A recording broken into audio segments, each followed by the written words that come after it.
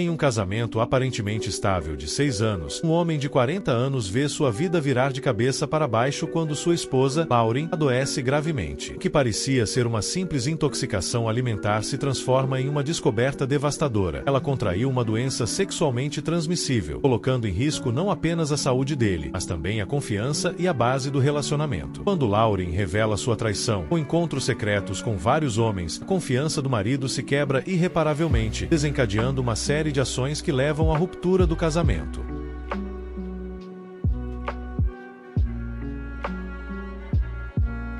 O relatório de DST da esposa expôs sua traição, e eu a abandonei no hospital com pilhas de contas médicas. Eu, um homem de 40 anos, sou casado com Lauren, 41 anos, há 6 anos. Não éramos um casal que exalava amor por todos os lados, mas havia compreensão e respeito mútuos. Eu achava que estava casado com uma mulher madura. Não era carente ou precisava de atenção o tempo todo. Acontece que eu estava errado. Minha ilusão foi quebrada quando Lauren adoeceu gravemente. A princípio, parecia ser apenas uma intoxicação alimentar. Ela estava vomitando sem parar e não conseguia manter comida ou água no estômago. Estava pálida, fraca e desidratada. Ela não queria ir ao hospital. Dizia ter medo de agulhas e dos cateteres intravenosos. Tentei ao máximo cuidar dela, mas depois de 1 dia e meio, a condição dela piorou. Ela precisou de cuidados médicos profissionais. Apesar do receio dela, a levei ao hospital. Eu estava tão apavorado quando a levaram para o pronto-socorro. Abracei e garanti que tudo ficaria bem e que eu estaria lá para ela. Prometi que não a deixaria e não voltaria para casa sem ela. Naquele momento, eu realmente queria cumprir minha promessa. Quem diria que eu não conseguiria cumpri-la? Os sintomas dela eram genéricos, mas eu tinha uma sensação estranha no estômago, como se meu corpo soubesse que algo muito ruim estava por vir. Eu não fazia ideia do que os próximos 48 horas nos reservavam. A condição de Lauren estabilizou algumas horas depois, mas ela ficou ainda mais pálida e fraca. Os médicos queriam investigar se havia alguma condição subjacente que tivesse causado a diarreia dela. O resultado dos exames chegaria em 2 dias. Dependendo dos resultados, ela seria tratada ou liberada para casa. Cuidei bem dela, não saí do lado dela nem por um segundo. Depois de 12 horas, o médico reduziu a medicação dela e ela ficou desidratada novamente. Foi quando os médicos começaram a suspeitar que havia algo mais acontecendo. No 3º dia, uma enfermeira me entregou um envelope lacrado e disse que o médico explicaria tudo em breve. Lauren estava dormindo na cama, com soro intravenoso frágil. Não sei porquê, mas eu senti um pressentimento ruim ao abrir aquele envelope. Ao mesmo tempo, estava ansioso para ver o médico, então acabei abrindo por conta própria. No começo, as palavras não faziam sentido. Meu cérebro não conseguia processá-las. Positivo para clamídia. Eu congelei, olhando para o laudo. 1000 pensamentos surgiram na minha cabeça. Eu fiquei repetindo para mim mesmo que isso tinha que ser um erro, e talvez as amostras tivessem se confundido. Eu estava tão nervoso que estava suando frio. Pesquisei no Google e as respostas que encontrei não eram nada do que eu queria saber. Depois de um tempo, chamado ao consultório do médico, porque fiquei tão perdido em meus pensamentos que minhas pernas estavam tremendo, apontando aquela parte do relatório. Perguntei ao médico: isso não pode ser verdade, certo? Deve haver algum erro. O médico respondeu: sinto muito, mas os testes estão corretos. Vamos começar o tratamento imediatamente. É importante que ela complete o ciclo de antibióticos. Minha cabeça parecia que ia explodir. Minha esposa tinha contraído uma DST e as implicações eram claras. Mas eu não estava pronto para aceitar isso, não ainda. Quando Lauren acordou, eu entreguei o relatório sem dizer uma palavra. O rosto dela ficou pálido ao ler o laudo e lágrimas começaram a cair dos seus olhos. Ela gaguejou e eu posso explicar. Não consegui evitar. Levantei a voz e perguntei, quase desesperado: explicar o quê? Eu estou morrendo de vontade de saber como você pegou uma DST nesse casamento em que nem tivemos relações por meses. Já que você nunca tem vontade. Como seria possível? Você estava se divertindo fora de casa, não estava? Eu não me importava se ela estava doente ou se estávamos no hospital. Eu queria uma resposta. Não importava para mim que ela mal conseguisse falar. Algumas horas atrás eu estava orando com tudo para a recuperação dela e agora, o rosto dela me causava repulsa. Ela começou a chorar descontroladamente, dizendo que sentia muito, mas suas lágrimas não me comoviam. Nem o pedido de desculpas ajudava. Eu a empurrava para falar a verdade. Não me orgulho disso, mas em um momento, eu queria bater a cabeça dela, esmagá-la. Eu queria uma resposta, mas tudo o que ela fazia era chorar. Eu insisti para que ela falasse a verdade. Após muita hesitação, ela finalmente confessou que estava se envolvendo com vários homens sempre que surgia uma oportunidade. A maioria deles eram seus clientes, já que ela era cabeleireira. Eu a pressionei para dar mais detalhes. Eu queria saber tudo: quantos, onde, como e, mais importante, porque não fui o suficiente para ela. Para muitas das minhas perguntas, a resposta era mais choro, mas depois de pressioná-la ao limite, finalmente obtive todas as respostas. Ela me contou que fazia amizade com os homens que iam ao salão, trocava algumas informações discretamente, sem que suas colegas e supervisor soubessem, e depois saía para se encontrar com eles. Ela deixava claro que seria só sexo e eles concordavam. Meu sangue gelou quando ela detalhou as coisas. Uma das frases dela ficou marcada na minha cabeça para sempre. É algo que eu faço de vez em quando. É meu prazer culpado. Sei que é errado, mas não consigo parar. Foi como se o chão tivesse sumido debaixo de mim. Eu gritei: você me traiu. Dormiu com estranhos. Há quanto tempo isso está acontecendo? Ela confessou que isso acontecia há alguns anos. Para se defender, disse que só fazia isso quando estava bêbada e evitava sexo comigo por uma semana depois. Como se isso fosse me fazer sentir melhor. Ela teve a coragem de dizer: eu nunca quis te machucar. Os encontros não significaram nada para mim. Eu nem lembro direito de como me senti. Tudo que sei é que te amo e quero casar com você. Minha raiva explodiu com essa resposta. Eu levantei tão rápido que a cadeira caiu. Nunca quis me machucar? Você arriscou a minha saúde, a nossa confiança, o nosso casamento durante anos e você não quis me machucar? Eu fiquei furioso. Gritei e a xinguei de todas as formas. Ela se arriscou e me arriscou por um prazer passageiro. Ela implorou para que eu a deixasse explicar e a desculpa dela foi que usava proteção, então se sentia segura. Ela se envolvia com outros homens achando que nunca seria descoberta. Ela estendeu a mão para mim, mas eu a afastei, gritando: você é repulsiva. Eu não consigo mais olhar para você agora. Eu saí correndo do quarto, deixando ela lá, chorando. O médico havia me pedido para fazer exames. Não consigo expressar o quanto eu estava aterrorizado. Havia grandes chances de eu estar infectado, talvez sem sintomas. Fiz o exame de sangue e saí do hospital. Enquanto a mantinham internada para continuar o tratamento dela, eu dirigi sem destino por horas, minha mente replayando cada momento da confissão, da traição, das mentiras, da desrespeito. Meu telefone vibrou com mensagens dela, mas eu ignorei. Não conseguia lidar com ela naquele momento. Eu então elaborei um plano. Não ia deixar ela voltar para minha vida como se nada tivesse acontecido. Eu empacotei todas as coisas dela, roupas, maquiagem, suas velas aromáticas e as joguei no carro dela, no porão. Contratei um serviço de limpeza para desinfetar todo o apartamento. Pode me achar louco, mas eu sentia que ela havia espalhado germes por todo o meu lugar. Eu queria que qualquer vestígio dela fosse embora. Depois disso, procurei um advogado e marquei uma consulta, uma reunião online para discutir meu caso. Eu estava decidido a não passar nem mais um dia com essa mulher repulsiva. Nunca fui ao hospital depois disso. Cheguei a receber uma ligação do hospital pedindo para pagar as contas para que o tratamento dela seguisse tranquilo. Não estava nem aí para a existência dela. Ela me mandou mensagens de voz furiosas, me acusando de ser um marido terrível. Ela ainda disse que tínhamos jurado cuidar um do outro na doença, que eu estava quebrando meus votos ao abandoná-la. Eu estava furioso com isso, sendo que ela mesma falava de votos. O que aconteceu com o voto de não se deitar com outro homem além de mim? Por que ela não pensou nisso antes de abrir as pernas para outro? A manipulação foi tão patética, não posso te contar. No dia em que ela seria liberada, meu celular ficou bombardeado de ligações dela no hospital. Ignorei todas. Eu sabia que estavam me ligando para pagar as contas, já que tinham ultrapassado o limite da cobertura do seguro. Eu estava recebendo a cópia da conta por e-mail. Sabia que ela não tinha muito em seu cartão para pagar, mas por que eu deveria ajudar? Ela se ferrou e, rapaz, eu pagasse as contas do tratamento dela. Nunca na minha vida. Ela pediu para um colega dela ajudá-la e ainda levou até em casa. Quando chegaram, não abria a porta. As chaves dela estavam dentro de casa. Ela não as havia levado quando a internamos, então não poderia usá-las para abrir. Eu gritei do lado de dentro dizendo que ela não era bem-vinda, que ela poderia pegar suas coisas no porão. Eu carreguei o carro dela com seus itens valiosos e deixei as roupas e outras coisas menos importantes no porão. Passei a chave do carro dela pela porta. Ela ficou chorando e batendo na porta. Queria ser deixada entrar no meu apartamento. Depois de um tempo, vi o colega dela indo embora, deixando a Lauren sozinha na porta. Eu realmente tive que controlar minha vontade de abrir. Ela estava chorando, sem ter onde ir. Naquela situação, ela implorava para conversar e resolver as coisas. Ela até me pediu para ter misericórdia até que ela se recuperasse. Depois eu poderia fazer o que quisesse. Eu não conseguia acreditar que ela queria que eu fosse sensível à condição dela. Sério? Você estava se deitando por aí e pegando doenças. Eu deveria ser sensível? E se dane. Ela teve a coragem de dizer que foi um erro. Poderíamos resolver tudo quando ela melhorasse. Eu gritei que não foi um erro. Você fez uma piada com o nosso casamento. Eu não aguento mais olhar para você. Sai da minha propriedade. Ela chorou por um tempo e depois vi ela indo embora com o carro. Deve ter pegado suas coisas no porão. Enquanto isso, o resultado dos exames saiu. Graças a Deus foi negativo. Eu senti um breve alívio. Parecia que tinha escapado de uma bala, mas o fato de ela ter me colocado nessa situação foi imperdoável. O médico disse que eu deveria repetir o exame em um mês. Às vezes o vírus pode demorar a aparecer no exame. Ele pode estar adormecido. Não sei. Então ainda havia a possibilidade de eu estar infectado, mas não detectado. Eu agendei o exame e iniciei o processo de divórcio. Agora eu não sei onde ela está ou como tem se saído. Ela me manda mensagens constantemente pedindo perdão e até pedindo para ficar na casa até se recuperar. Ultimamente, as mensagens dela mudaram de súplicas para ameaças. Ela está brava, dizendo que abandonei nessa situação e que vai contar para todo mundo quão horrível fui como marido. Bom para mim, se ela revelar o que fez, eu só vou me sentar e aproveitar. Desculpas,